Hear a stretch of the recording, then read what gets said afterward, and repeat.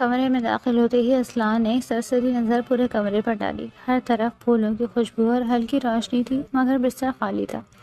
اس نے بھویں سکیڑی۔ کہاں گئی؟ اسی لمحے ڈریسنگ ٹیبل کے پاس پڑا ایک کھلا جیولری باکس اس کی نظر میں آیا، جبکہ فرش پر چند چوڑیاں اور ہیئر پنس بکھری ہوئی تھی۔ اچانک الماری کے اندر سے ہلکی سی سسکی سنائی دی۔ اسلان چونکا۔ کون ہے وہاں؟ اندر سے کوئی جواب نہ آتے دیکھ اس نے جھنجھلا کر الماری کا دروازہ کھول دیا۔ سامنے نور دونوں ہاتھوں سے اپنا دوپٹہ سینے سے لگائے بیٹھی تھی، اس کی آنکھیں رونے سے سرخ تھیں۔ اسلان چند لمحے اسے دیکھتا رہ گیا۔ تم یہاں کیا کر رہی ہو؟ نور نے نظریں جھکا لی۔ میرے لہنگے کی زپ الماری کے ہینڈل میں پھنس گئی تھی، کھینچتے کھینچتے کپڑا بھی پھٹ گیا، میں باہر نہیں آ سکتی۔ اسلان نے پہلی بار غور سے دیکھا تھا، واقعی اس کے لباس کا پچھلا حصہ بری طرح سے پھنس چکا تھا اور وہ شدید شرمندگی کے باعث باہر آنے کی ہمت نہیں کر پا رہی تھی۔ وہ ایک لمحے کو خاموش ہوتا، پھر گہرا سانس لے کر بولتا، پہلے بتا دیتی، آدھے گھنٹے سے پورا گھر سر پہ اٹھا رکھا تھا میں نے۔ نور کی آنکھوں سے پھر آنسو بہہ نکلے، اسے شدید شرمندگی ہو رہی تھی۔ اسلان نے نظریں دوسری طرف پھیر لیں تاکہ وہ مزید گھبرائے نہیں۔ تھوڑا سا آگے ہوتے اس نے کوشش کی کپڑا کھینچنے کی۔ نور کا سارا جسم سرخ ہو گیا، مگر وہ چپ چاپ کھڑی رہی۔ تقریباً 2 منٹ کے صبر آزمائش کے بعد زپ نکال لی گئی۔ نور نے بے ساختہ سکا سانس لیا تھا۔ اس سے پہلے کہ وہ پیچھے مڑتی، وہ فوراً سے کمرے سے باہر نکل گیا۔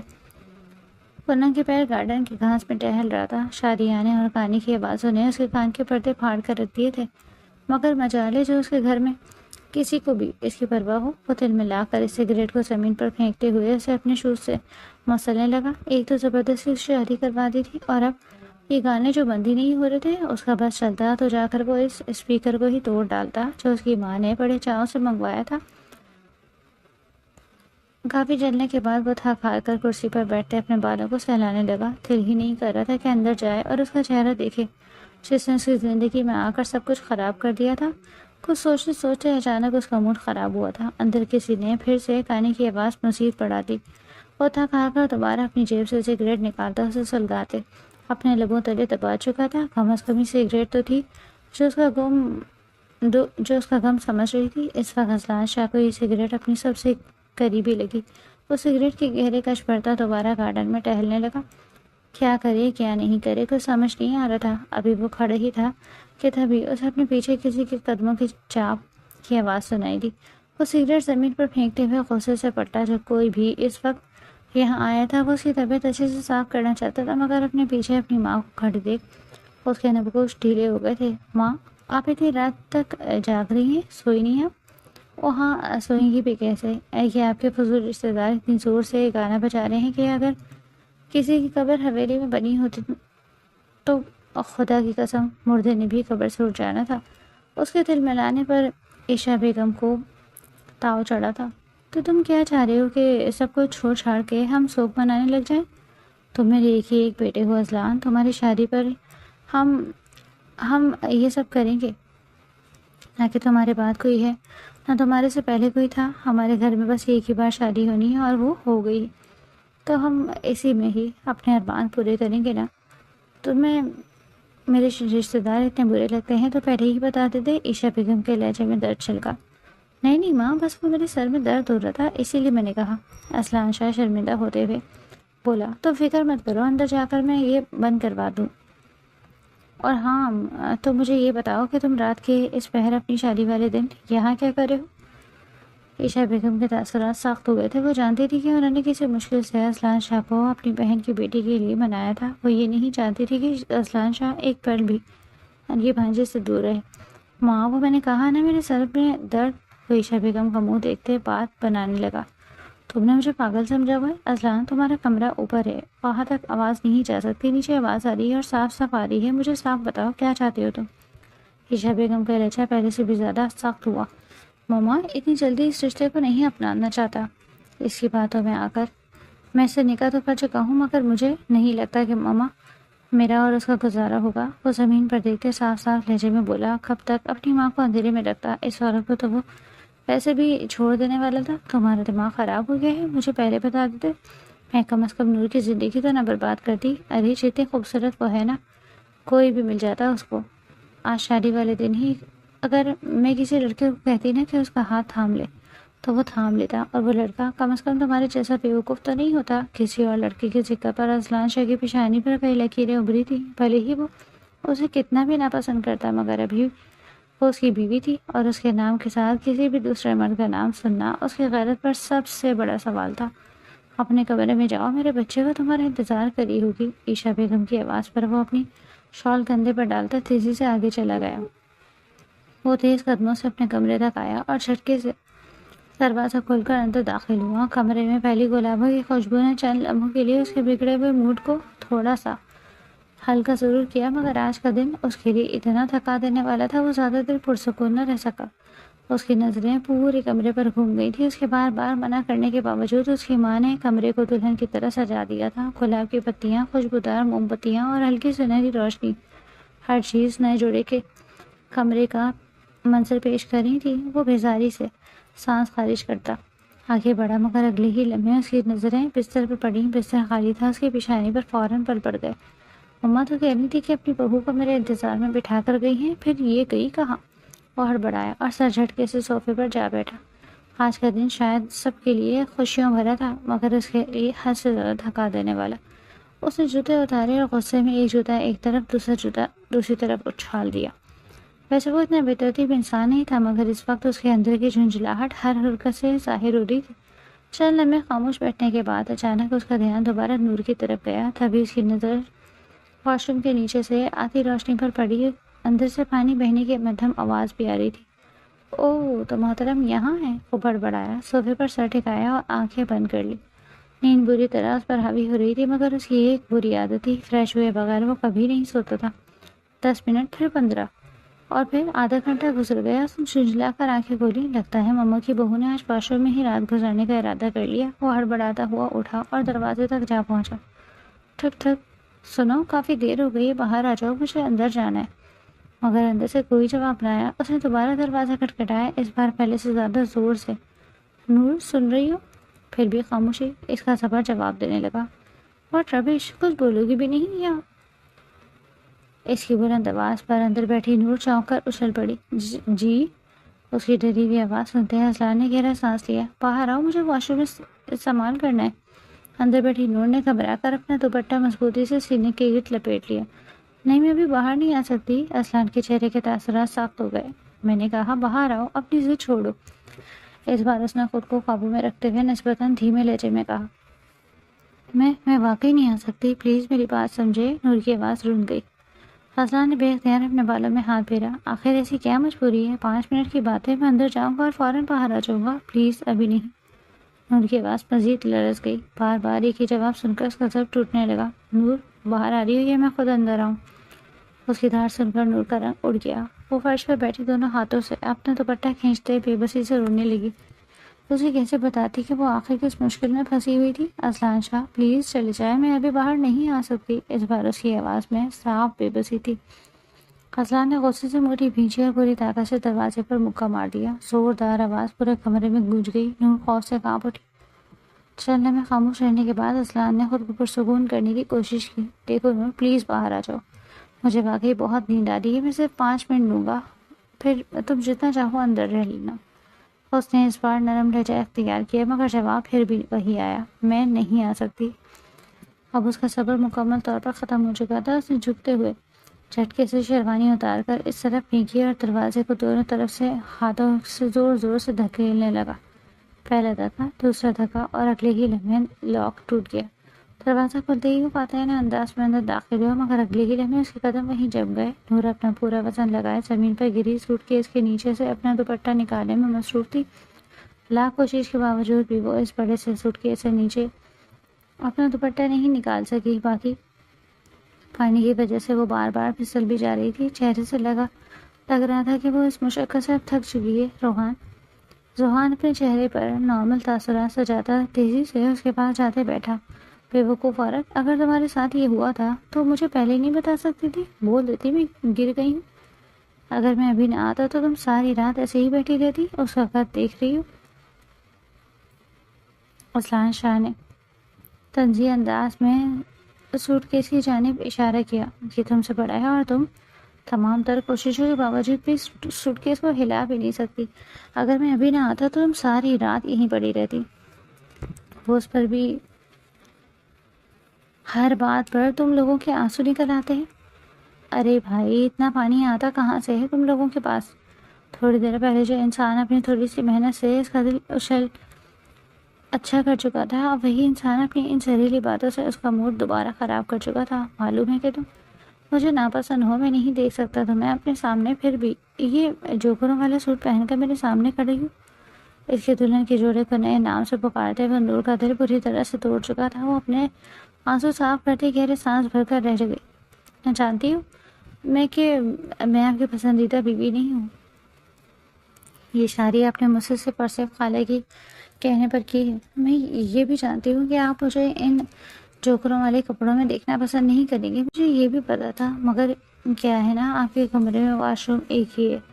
آپ کے ساتھ تو میں جا نہیں سکتی تھی فریش ہونے کے لیے، سو مجبوری میں مجھے انہی کپڑوں کو پہن کر آپ کا انتظار کرنا پڑا. وہ بولنے پر آئی تو بولتی ہی چلی گئی. اس کے بعد سنتے گئے لمحوں کے لیے اذلان بول ہی نہ پایا. واقعی تو وہ بھول ہی گیا تھا کہ اتنی دیر فریش ہونے میں اسی نے تو لگائی تھی. تو مجھ سے پہلے نہیں جا سکتی تھی؟ شاید اب بھول گئے ہیں کہ آپ مجھ سے پہلے جانا چاہ رہے تھے. دل ٹوٹ گیا تھا. اب شیرنی کے معنی قرآنہ تو بنتا ہی تھا. تم جیسی لڑکیاں ہی ہوتی ہیں جن کے گھر تباہ ہوتے ہیں. تم لوگ اپنی گز بھر کی لمبی زبان دکھا کر ہی شوہر کو خود سے بیزار کر دیتی ہو اور پھر بعد میں کہتی ہو کہ اسی کو کوئی اور پسند آ گئی تھی، اسی لیے اس نے مجھے چھوڑ دیا. اسی چلتی ہوئی زبان دیکھتے اذلان شاہ کا دماغ خراب ہو گیا تھا. اس لیے جو اس کے منہ میں آ رہا تھا وہ وہی بولے جا رہا تھا. شوہر ہمیں چاہیے کچھ بھی بولیں، ہم اسے کچھ نہ بولیں. یہ زمانہ ہم لڑکیوں کو ہی کیوں بولتا ہے؟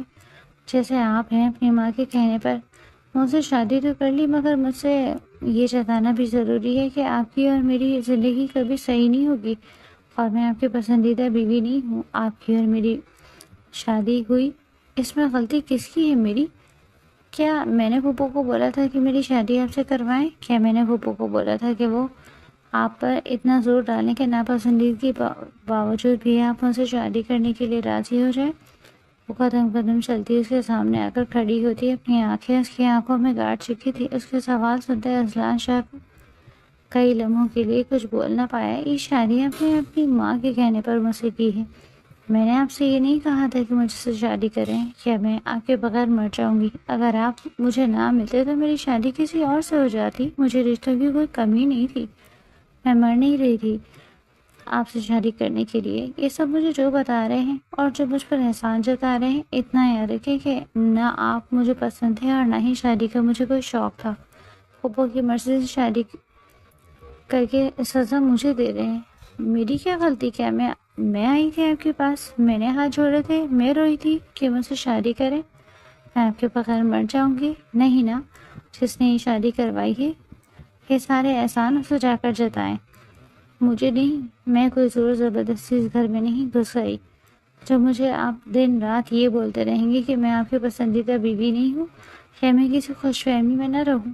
اگر میں کسی خوش فہمی میں بیٹھی ہوتی تو آپ کے انتظار میں اس کمرے میں بیٹھی ہوتی، واش روم میں یوں پڑی نہ ہوتی. وہ چبا چبا کر بولتی. کئی لمحوں کے لیے اذلان شاہ کو گونگا کر چکی تھی. دونوں کی سانسوں کی آواز کمرے میں گونج رہی تھی. کئی لمحے اس کا چہرہ دیکھنے کے بعد اذلان شاہ اپنے چہرے پر ہاتھ پھیرتا پیچھا ہوا. تمہارا اور میرا گزارا نہیں ہے. میں تمہیں دیکھ ہی نہیں سکتا تو یہاں کھڑے کیوں ہو؟ جائیں نا یہاں سے. نور کو اپنی مزید انسلٹ اب برداشت نہیں ہو رہی تھی. وہ کوئی گری پڑی لڑکی تو نہ تھی جو یہ لڑکا اسے کچھ بھی بولتا اور وہ برداشت کرتی. یہ کمرہ میرا ہے، سمجھ میں آئی؟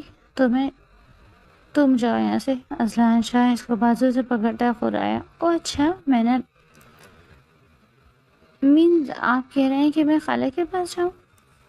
چلیں، اوکے کرے، میں چلی جاتی ہوں. وہ گھوم کر بستر سے اپنا دوپٹہ اٹھاتی تیزی سے دروازے کی طرف بڑھی. اس سے پہلے کہ وہ دروازہ کھول کر باہر نکلتی اذلان شاہ چیل کے معنی اس پر چپٹ پڑا. میرا مطلب وہ نہیں تھا. تم رہو اس کمرے میں جا رہا ہوں. وہ اس کو سائڈ کرتے تیزی سے کمرے سے باہر نکل گیا، جبکہ اس کے جاتے ہی نور دروازے کو لاک کرتے زمین پر بیٹھی چلی گئی۔ یہ کسی مشکل میں وہ پڑ گئی تھی۔ کس چیز کی سزا اسے اللہ نے دی تھی، اسے سمجھ نہیں آ رہا تھا۔ اذلان شاہ کو کمرے سے نکلے تقریباً 1 گھنٹہ گزر چکا تھا، مگر اس 1 گھنٹے میں بھی نور کے دل کا بوجھ ذرا سا کم نہ ہوا۔ وہ بستر کے کونے پر گھٹنوں میں چہرہ چھپائے بیٹھی تھی، آنسو مسلسل اس کے رخسار بھگو رہے تھے۔ آخر میری غلطی کیا تھی؟ اس نے سسکی لیتے ہوئے خود سے سوال کیا۔ شروع سے ہی اذلان کی نظریں اسے یہی احساس دلاتی آئی تھی کہ وہ اسے پسند نہیں کرتا۔ جب اچانک ان دونوں کا رشتہ طے ہوا تو اس نے خود کو یہی سمجھایا تھا کہ شاید وہ سب اس کا وہم تھا، شاید اذلان سے وہ اس کو کمگو انسان ہو۔ لیکن آج اس کی ہر امید ٹوٹ گئی تھی۔ کاش میں نے بابا کو سب کچھ بتا دیا ہوتا، وہ ہونٹ بھیج کر روتی رہی۔ صبح سے اب تک اس کے پیٹ میں ایک لقمہ تک نہیں گیا تھا۔ شادی کی بھاگ توڑ، بے چینی اور ذہنی دباؤ میں اسے بھوک کا احساس تک نہیں ہوا، مگر اب میدا بری طرح احتجاج کر رہا تھا۔ اس نے آنسو صاف کیا اور آہستہ سے کھڑی ہو گئی۔ کم از کم کپڑے بدل کر سو ہی جاتی ہوں۔ وہ اپنے کپڑے اٹھا کر واش روم کی طرف بڑھ گئی۔ دوسری طرف کمرے سے باہر بیٹھا اذلان شاہ مسلسل مچھر اڑا رہا تھا۔ لعنت ہے! اس نے پنڈلی پر بیٹھے ایک اور مچھر کو مارا اور بیزاری سے لمبی سانس لی۔ غصے میں تو وہ بڑی شان سے کمرے سے نکل آیا تھا، مگر اب نہ گرمی برداشت ہو رہی تھی نہ مچھروں کی فوج۔ اچانک اسے اپنی ماں کی بات یاد آئی۔ میری بچی تو بڑی سیدھی ہے، زبان تک اونچی نہیں کرتی، تم دونوں آرام سے نبھا لو گے۔ اذلان نے طنزی ہنکارا بھرا، سیدھی؟ وہ؟ اسے نور کی ایک ایک بات یاد آنے لگی۔ زبان نہیں، پوری تلوار ہے، تلوار۔ وہ ہڑبڑایا۔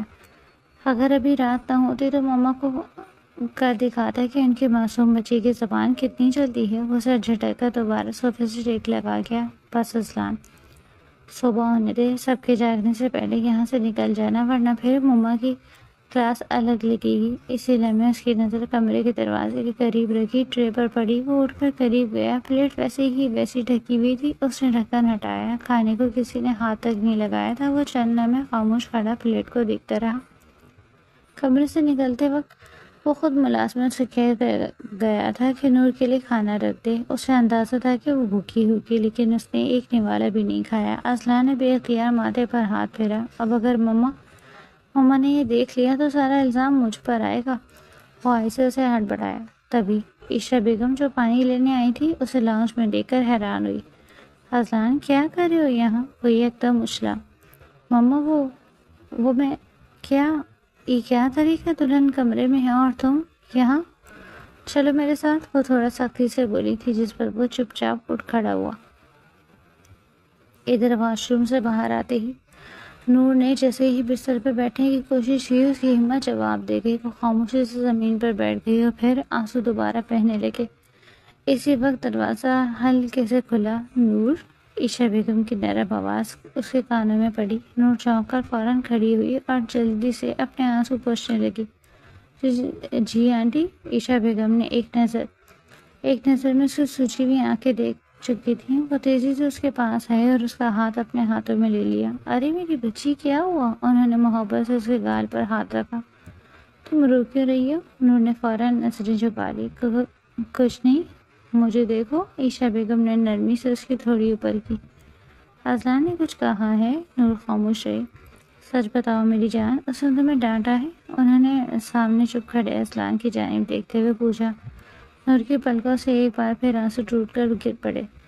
اذلان دل دل میں آیت الکرسی پڑھتا نور کی یادداشت جانے کی دعا کر رہا تھا۔ اس کو معلوم تھا کہ نور اب عائشہ بیگم کو سب بتا دے گی۔ وہ آیت الکرسی پڑھتے پڑھتے ساتھ ساتھ نور کو آنکھوں سے اشارے بھی کر رہا تھا کہ خبردار کسی کو کچھ نہ بتانا۔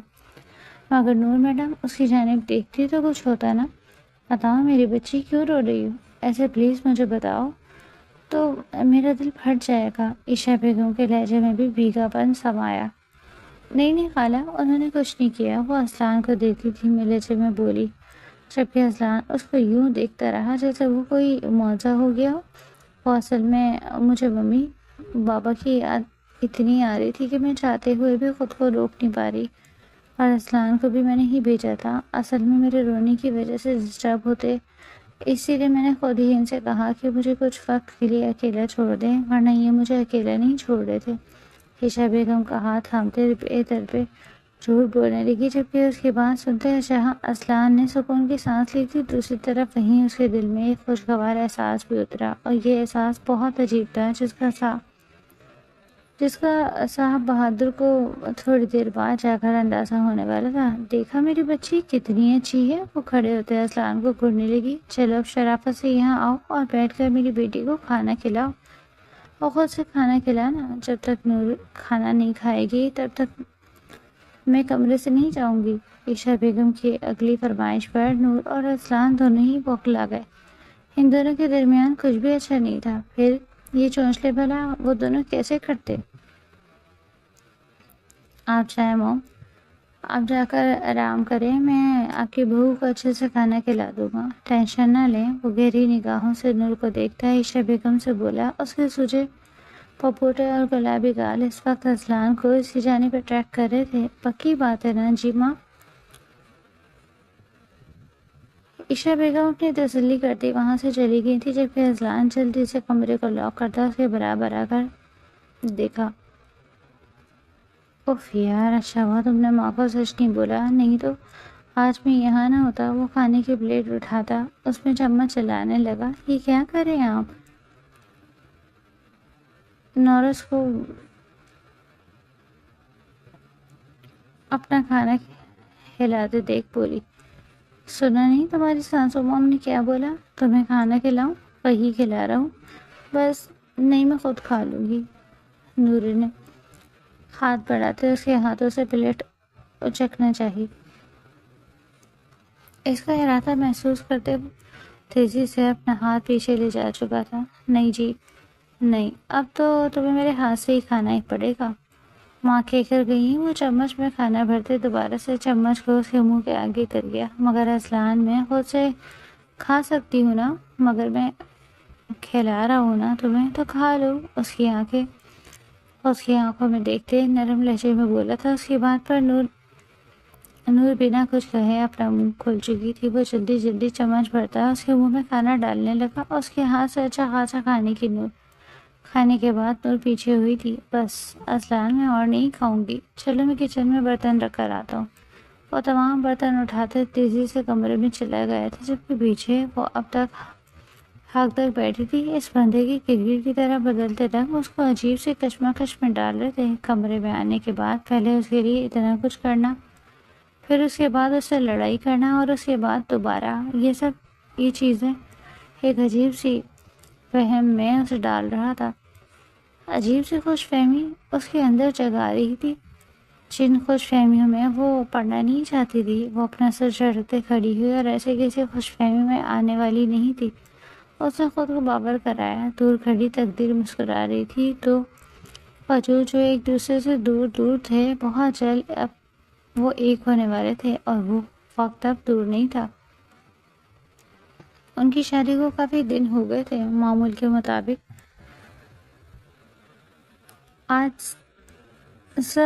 آج بھی رات کے تقریباً 11 بج رہے تھے۔ پورا گھر خاموشی میں ڈوبا ہوا تھا۔ دور کہیں دیوار پر لگی گھڑی کی ٹک ٹک سنائی دے رہی تھی۔ نور کمرے کی کھڑکی کے پاس کھڑی باہر صحن میں پھیلی چاندنی کے خاموشی سے دیکھ رہی تھی۔ نیند اس کی آنکھوں سے کوسوں دور تھی۔ پچھلے کئی ہفتوں سے یہی اس کا معمول بن گیا تھا، جب پورا گھر سو جاتا تب وہ چند لمحوں کے لیے کھڑکی کے پاس آ کر کھڑی ہوتی اور خاموشی سے آسمان کو دیکھتی رہتی۔ پیچھے بستر پر اسلان گہری نیند میں تھا۔ نور نے ایک نظر اس کی طرف دیکھا، پھر دھیرے سے پردہ درست کیا تاکہ صبح سورج کی روشنی سیدھی اس کے چہرے پر نہ پڑے۔ اس کے بعد وہ آہستہ سے میز کی طرف بڑھی۔ اسلان کی گھڑی، پرس، گاڑی کی چابی اور موبائل ہمیشہ کی طرح ترتیب سے رکھے تھے۔ وہ جانتی تھی کہ صبح اگر ان میں سے ایک چیز بھی اپنی جگہ پر نہ ہو تو اسلان پورا کمرہ سر پر اٹھا لیتا ہے۔ وہ ہلکی سی مسکرائی، کم از کم صبح ان کا موڈ خراب نہیں ہوگا۔ نہ جانے کیوں اسے اتنی فکر ہونے لگی تھی، اور وہ جو سکون کی نیند سو رہا تھا، صبح ہمیشہ کی طرح اسلان کی آنکھ الارم بجنے سے پہلے چند لمحے پہلے کھل گئی۔ اس نے نیوا آنکھوں سے ہاتھ بڑھا کر موبائل اٹھانا چاہا، مگر موبائل پہلے ہی اس کے تکیے کے قریب رکھا ہوا تھا۔ وہ سیدھا اٹھ بیٹھا، چند لمحے خاموشی سے میز کی طرف دیکھا. گھڑی، چابی، پرس سب اپنی جگہ موجود تھے. وہ جانتا تھا کہ یہ سب کس نے کیا ہے. اس کی نظریں بے اختیار نور کی طرف اٹھی. وہ ابھی تک سو رہی تھی. اس کے چہرے پر بکھرے چند بال اسے اور بھی معصوم بنا رہے تھے. اصلان چند لمحے اسے دیکھتا رہا، پھر بے اختیار اس کے چہرے سے ایک لٹ ہٹانے کے لیے ہاتھ بڑھایا. مگر اگلے ہی لمحے جیسے اسے اپنی حرکت کا احساس ہوا، اس نے فوراً ہاتھ واپس کھینچ لیا. پاگل ہو گئے ہو کیا اصلان؟ وہ خود سے بڑبڑایا اور جلدی سے بستر سے اتر گیا. کچھ دیر بعد وہ تیار ہو کر باہر جانے لگا تو اچانک اس کی نظر بستر پہ رکھی اپنی فائل پر پڑی. وہ چونکا. میں تو رات سے ڈھونڈ رہا تھا. اس نے فائل اٹھائی اور بے اختیار پیچھے مڑا. نور شاید اس کے سونے کے بعد خاموشی سے اس کا بکھرا ہوا سامان سمیٹ گئی تھی. وہ ایک لمحے کے لیے خاموش کھڑا رہا. پتہ نہیں کیوں دل کے کسی کونے میں ایک عجیب سا سکون اتر آیا. مگر اگلے ہی لمحے اس نے سر جھٹکا. صرف خیال رکھ لینے سے کوئی اچھا نہیں ہو جاتا. وہ خود کو سمجھاتے ہوئے کمرے سے باہر نکل گیا. دروازہ بند ہونے کی آواز پر نور نے آہستہ سے آنکھیں کھولیں. وہ جاگ رہی تھی. اس نے خاموشی سے بند دروازے کو دیکھا اور پھر ایک ٹھنڈی سانس خارج کی. کاش کبھی یہ خاموشی بھی ختم ہو جائے. اس نے دل ہی دل میں دعا کی اور دوبارہ آنکھیں بند کر لی. خزلان شاہ اپنی میز پر جھکا مسلسل فائلیں دیکھ رہا تھا. سامنے لیپ ٹاپ کھولا تھا اور ایک اہم میٹنگ کی تیاری جاری تھی. سر یہ والی فائل بھی دیکھ لیجیے، اس کے اسسٹنٹ نے ایک اور فائل میز پر رکھتے ہوئے کہا. خزلان نے بغیر سر اٹھائے فائل لے لی. Thank you. کمرے میں دوبارہ خاموشی چھا گئی تھی. مگر چند لمحے بعد اس کی نظریں بے اختیار گھڑی پر جا ٹکیں. 2:15. وہ چند سیکنڈ گھڑی کو دیکھتا رہا، پھر دوبارہ کام میں مصروف ہو گیا. 5 منٹ بھی نہ گزرتی کہ اس کی نظریں ایک بار پھر گھڑی پر اٹھ گئی. اس نے بیزاری سے اپنے بالوں میں ہاتھ پھیرا. آج وقت اتنا سست کیوں چل رہا ہے؟ وہ زیر لب ہڑبڑایا. اسی لیے میں اس کو فون بجا. اسکرین پر مما کا نام جگمگا رہا تھا. اس نے فوراً کال ریسیو کی. جی مما. اصلان بیٹا آج تھوڑا جلدی آ جانا، عائشہ بیگم نے نرمی سے کہا. سب خیریت ہے؟ اس نے بے اختیار پوچھا. ہاں بس نور کی طبیعت صبح سے کچھ ٹھیک نہیں لگ رہی. بخار تو نہیں ہے مگر کافی کمزور لگ رہی ہے، تو میں سوچ رہی ہوں کہ چیک اپ کروا کے ہی لے آؤں ایک بار. عائشہ بیگم نے لاپرواہی سے جواب دیا. مگر ان کا یہ معمولی سے جملہ اصلان کے دل میں عجیب سی بے چینی چھوڑ گیا تھا. ڈاکٹر کو دکھایا؟ مما زیادہ طبیعت تو خراب نہیں ہے، اب ڈرائیور کو لے جائیں. ارے اتنی فکر کیوں کر رہے ہو؟ میں نے دوا دی ہے، آرام کر رہی ہے. عائشہ بیگم ہلکا سا مسکرائیں. اچھا میں شام تک آتا ہوں، مختصر سے جواب دے کر اس نے فون بند کر دیا. سامنے رکھی فائل اب اسے دھندلی سی لگنے لگی تھی. وہ بار بار ایک ہی لائن پڑھ رہا تھا مگر سمجھ کچھ نہیں آ رہا تھا. آخرکار اس نے فائل بند کر دی. سر؟ اسسٹنٹ حیرت سے پوچھا. میٹنگ پوسٹ پون کر دوں؟ اصلان مختصر لہجے میں بولا. لیکن سر سب لوگ. میں نے کہا نا پوسٹ پون کر دوں. اس کی آواز پہلے سے سخت تھی. اسسٹنٹ فوراً خاموش ہو گیا. اصلان نے گاڑی کی چابی اٹھائی اور تیزی سے دفتر سے نکل گیا. تقریباً 40 منٹ بعد وہ گھر کے اندر داخل ہوا. عائشہ بیگم اسے اتنی جلدی دیکھ کر حیران رہتی تھی. ارے تم تو کہہ رہے تھے کہ شام تک آؤ گے. اصلان نے نظریں چرائیں. بس کام جلدی ختم ہو گیا، وہ بات بناتے ہوئے بولا. نور کہاں ہے؟ اس نے بالکل عام لہجہ بنانے کی کوشش کی. اپنے کمرے میں دوا کھا کر سو گئی تھی، عائشہ بیگم نے جواب دیا. اصلان نے سر ہلایا اور سیدھا اوپر چلا گیا. کمرے کا دروازہ آہستگی سے کھلا. نور واقعی سو رہی تھی. اس کے چہرے پر ہلکی سی زردی تھی اور ماتھے پر چند بکھرے ہوئے بال چپکے ہوئے تھے. اصلان چلنے میں خاموش کھڑا رہا، اسے دیکھتا رہا، پھر بے اختیار آگے بڑھا. ہچکچاتے ہوئے اس نے اپنا ہاتھ اس کے ماتھے پر رکھا. بخار تو نہیں؟ وہ آہستہ سے ہڑبڑایا. ماتھا معمول سے کچھ گرم تھا. اس نے فوراً ہاتھ ہٹا لیا جیسے خود ہی اپنی حرکت پہ چونکیا ہو. اسی لمحے نور نے نیند میں ہلکی سی کروٹ بدلی. اصلان ایک قدم پیچھے ہٹ گیا. وہ نہیں چاہتا تھا کہ نور جاگ کر اسے اس طرح دیکھ لے. وہ چند لمحے اور خاموش کھڑا رہا، پھر دھیرے سے پلٹ کر باہر نکل گیا. دونوں کی شادی کو پورے 3 مہینے گزر گئے تھے. یہ 3 مہینے ان کے رشتے میں کوئی خاص تبدیلی نہیں لا سکے. دونوں ایک ہی چھت کے نیچے ایک ہی کمرے میں رہتے تھے مگر ان کے درمیان ایک اندھی کی دیوار آج بھی قائم تھی. بات صرف ضرورت کے وقت ہوتی. اگر اصلان کو کوئی چیز چاہیے ہوتی تو وہ مختصر الفاظ میں نور سے کہہ دیتا اور نور بھی صرف اتنا ہی جواب دیتی جتنا ضروری ہوتا. لیکن وقت بڑی خاموشی سے اپنا کام کر رہا تھا۔ دونوں کے دلوں میں ایک دوسرے کے لیے نرم گوشہ پیدا ہو چکا تھا۔ فرق صرف اتنا تھا کہ دونوں اپنی انا کے قیدی تھے۔ حسنان کو لگتا تھا پہلی رات کی اپنی تلخ باتوں کے بعد نور اسے کبھی معاف نہیں کرے گی، اور نور کو یقین تھا کہ اصلان آج بھی اسے صرف ایک ذمہ داری سمجھتا ہے، بیوی نہیں۔ اسی خاموشی نے دونوں کو قریب رہ کر بھی ایک دوسرے سے بہت دور کر رکھا تھا۔ نور اپنے کمرے میں کھڑکی کے پاس بیٹھی شام کے ڈھلتے رنگ دیکھ رہی تھی۔ ہوا کے ہلکے جھونکے اس کے چہرے سے کھیل رہے تھے، مگر اس کا ذہن کہیں اور بھٹک رہا تھا۔ اتنے میں دروازے پر ہلکی سی دستک ہوئی۔ آ جاؤ۔ دروازہ کھلا تو ملازمہ احترام سے اندر داخل ہوئی۔ بی بی جی، صاحب آ گئے ہیں، بڑی بیگم صاحبہ نے آپ کو نیچے بلایا ہے۔ نور نے چونک کر اس کی طرف دیکھا، پھر آہستہ سے سر ہلا دیا۔ ٹھیک ہے، میں آ رہی ہوں۔ تو بٹا سنبھال کر وہ کمرے سے باہر نکلی اور سیڑھیاں اترنے لگی۔ ڈرائنگ روم میں داخل ہوتے ہی اس کی نظریں اصلان پر جا ٹھہری۔ پاپی ابھی دفتر سے آیا تھا۔ ہلکی نیلی شرٹ آستینے کونے تک چڑھی ہوئی تھی اور چہرے پر دن بھر کی تھکن صاف جھلک رہی تھی۔ نور نے بے اختیار ایک لمحہ اسے دیکھا، پھر فوراً نظریں جھکا لی۔ اسے آج بھی یہی ڈر تھا، اتنا خوبصورت، کامیاب اور باوقار مرد، کیا معلوم کسی دن اسے اس سے بہتر کوئی مل جائے اور وہ اسے چھوڑ کر آگے بڑھ جائے۔ اسی خیال پر اس کا دل عجیب سا بوجھل ہو جاتا۔ اس نے خاموشی سے جا کر عائشہ بیگم کے برابر بیٹھتے ہوئے ان سے پوچھا، جی خالہ، آپ نے بلایا؟ عائشہ بیگم نے مسکرا کر اس کا ہاتھ تھام لیا۔ ادھر اصلان نہ چاہتے ہوئے بھی چوری چوری نور کو دیکھ رہا تھا۔ ہلکی گلابی رنگ کے لباس میں پہلے سے بھی زیادہ حسین لگ رہی تھی۔ اسے خود پر حیرت ہوتی، آخر کب وہ اس لڑکی کا عادی ہو گیا تھا، کب اس کی ایک جھلک پورے دن کی تھکن دور کرنے لگی تھی، وہ خود بھی نہیں جانتا تھا۔ عائشہ بیگم نے دونوں کو ایک نظر دیکھا، پھر سنجیدہ لہجے میں بولی، تم دونوں کی شادی کو 3 مہینے ہو گئے۔ دونوں خاموشی سے ان کی طرف متوجہ ہوئے۔ اور ان 3 مہینوں میں تم لوگوں نے نہ کہیں گھومنے گئے، نہ کہیں وقت گزارا۔ انہوں نے ناراضی سے اصلان کو دیکھا۔ یہ بھی کوئی شادی ہوئی؟ اصلان نے ہلکی سی کھانسی کے ساتھ بات سنبھالنے کی کوشش کی۔ ماں، کچھ پروجیکٹس چل رہے ہیں، اس لیے سوچا تھا کہ بعد میں۔ بالکل نہیں، عائشہ بیگم نے اس کی بات درمیان میں ہی کاٹ دی۔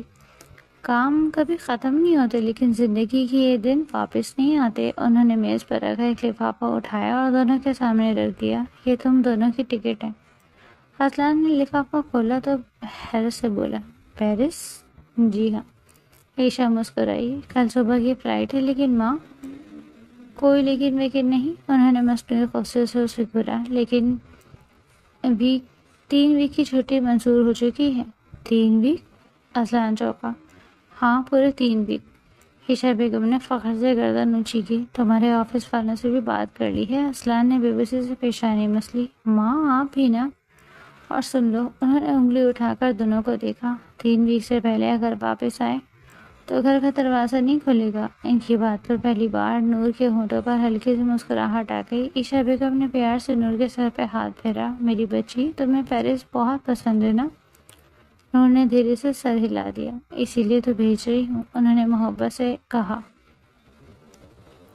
جاؤ، خوب گھومو، ہنسو، ایک دوسرے کو سمجھو، باقی گھر کی فکر چھوڑ دو۔ پھر انہوں نے دونوں کو معنی خاص نظروں سے دیکھا۔ ہر رشتہ صرف نکاح سے نہیں بنتا، اسے وقت بھی دینا پڑتا ہے۔ دونوں بے اختیار نظریں چرا گئے۔ آپ کھڑے کیا ہو؟ عائشہ بیگم نے ہنستے ہوئے کہا۔ جاؤ، جا کر پیکنگ کرو۔ نور فوراً اٹھ کھڑی ہوئی۔ اصلان ابھی بھی صوفے پر بیٹھا ہوا تھا۔ عائشہ بیگم نے ہلکا سا اس کے کندھے پر تھپڑ مارا۔ تم بھی جاؤ میاں صاحب۔ اصلان مسکراتے ہوئے اٹھ گیا۔ سیڑھیاں چڑھتے ہوئے اس نے دھیرے دھیرے میں ایک فیصلہ لیا، بہت ہو گیا، اب وہ خاموش نہیں رہے گا۔ اس سفر سے پہلے یا اس سفر کے دوران وہ نور کو سب کچھ بتا دے گا، اپنی محبت بھی، اور اپنی پہلی رات کی غلطی پر دل سے معافی مانگے گا۔ پیچھے بیٹھی عائشہ بیگم دونوں کو جاتا دیکھتی رہی، پھر آسمان کی طرف نظریں اٹھا کر آہستہ سے دعا مانگی، کہ اللہ میرے ان دونوں بچوں کے درمیان ہمیشہ محبت قائم رکھنا، آمین۔ وہ جانتی تھی اللہ دعا سننے میں کبھی دیر ضرور کرتا ہے مگر انکار نہیں کرتا۔ کمرے کا دروازہ آہستگی سے کھلا۔ اصلان اندر آیا تو اس کی نظریں بے اختیار نور پر جا ٹھہری۔ نور بستر پر رکھے 2 بڑے سوٹ کیس کھولے، ایک ایک کر کے کپڑے ترتیب سے رکھ رہی تھی۔ کبھی اپنی ڈریس، فولڈ کر دی، کبھی اسلان کی شرٹس ہینگر سے اتار کر نہایت سلیقے سے سوٹ کیس میں رکھ دیتی۔ وہ اپنی ہی دنیا میں مگن تھی، اسی لیے اسے اسلان کے آنے کا احساس بھی نہ ہوا۔ اسلان دروازے سے ٹیک لگا کر چلنے میں خاموشی سے اسے دیکھتا رہا۔ عجیب لڑکی تھی، اس نے کبھی نہیں پوچھا تھا کہ وہ کون سی شرٹ پہننا پسند کرتا ہے، پھر بھی ہر صبح اس کی پسند کے مطابق کپڑے بستر پر رکھے ہوتے۔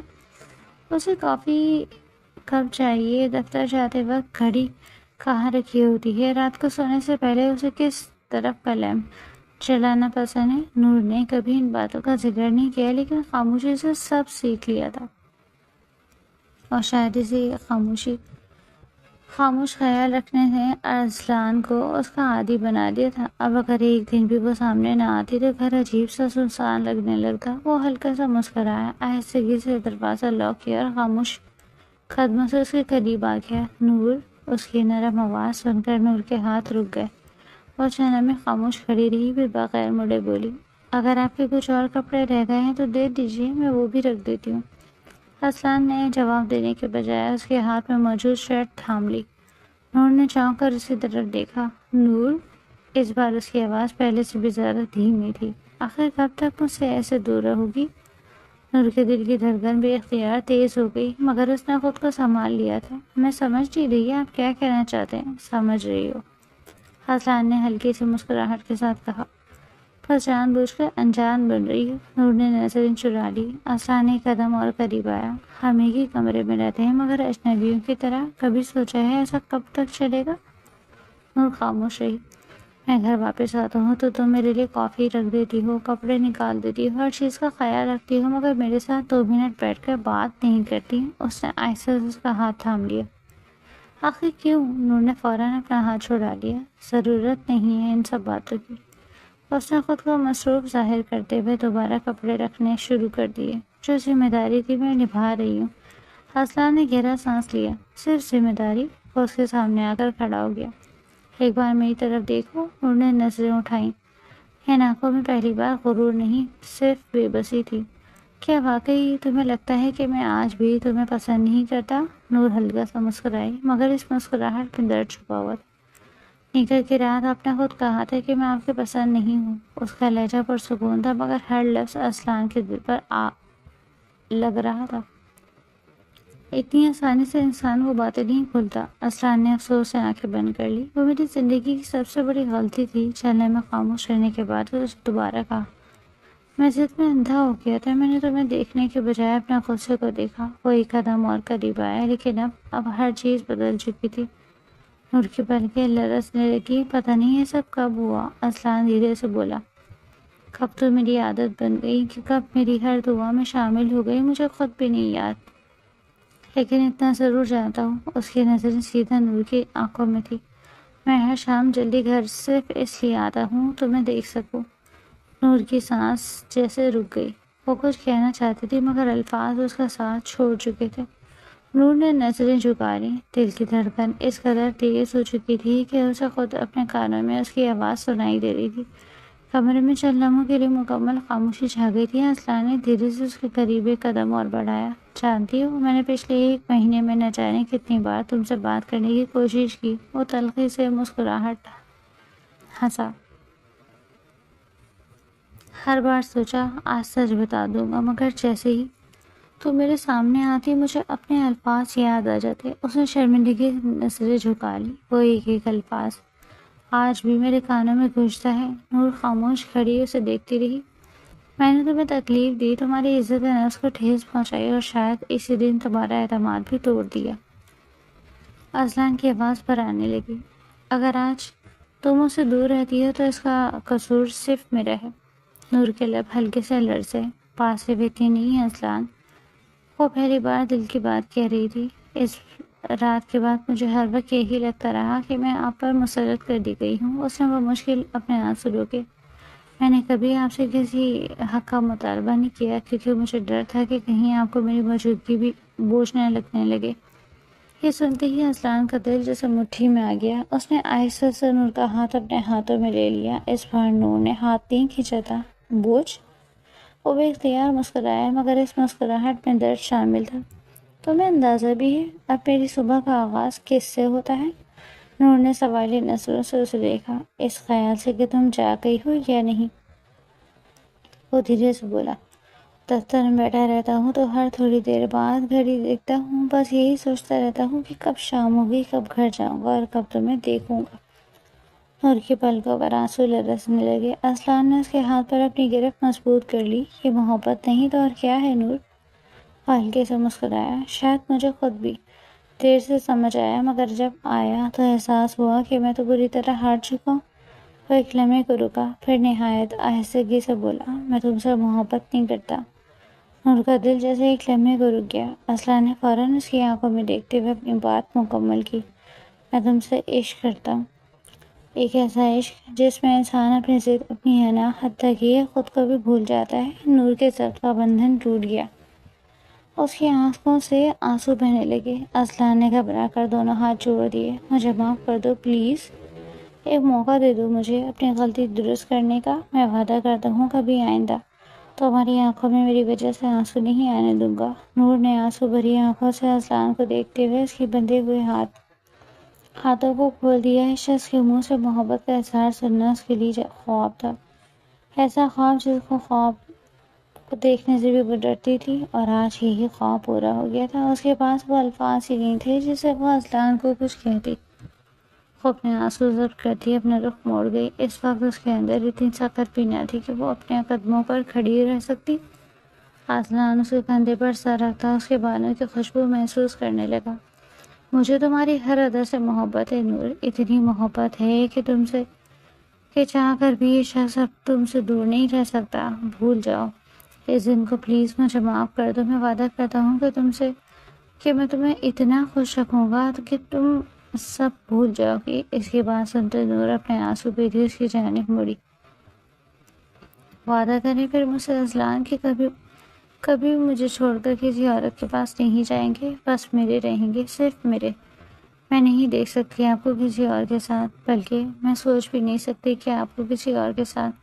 یہ سوچ ہی میری روح کو لرزا کر رکھ دیتی ہے کہ آپ کے پاس میرے علاوہ کوئی ہو۔ میں نہیں جانتی یہ محبت کب ہوئی، مگر ہو گئی۔ مجھ سے وعدہ کریں اصلان کہ کبھی بھی آپ مجھے چھوڑ کر نہیں جائیں گے، کبھی بھی نہیں چھوڑوں گا۔ اصلان اس کے منہ سے محبت کا احساس سنتے پھر سے جی اٹھا۔ وہ عورت بھی اس سے محبت کرتی تھی، یہ اس کے لیے ناممکن تھا، یہ اس کے لیے معجزہ تھا، اور یہ معجزہ اللہ نے اس دنیا میں کر دکھایا۔ وہ کھینچ کر اس کو اپنے سینے سے لگاتے ہوئے اس کے بالوں کو اپنے لب رکھنے لگا۔ نور بھی اس کی پشت پر اپنے ہاتھ باندھتی ہوئی سکون کی سانس لیتے ہوئے اس کے سینے پر سر رکھ چکی تھی۔ دور کھڑی تقدیر ان دونوں کو دیکھتے مسکرا دی۔ بے شک پھر دعائیں قبول کی جاتی ہیں، دیر سے ہی صحیح مگر وہ دعائیں قبول ہوتی ہیں۔ نور کی سالوں پرانی اپنے نصیب کے لیے کی جانے والی دعائیں قبول ہو گئی تھی۔ وہ آج خوش تھی، بے حد خوش۔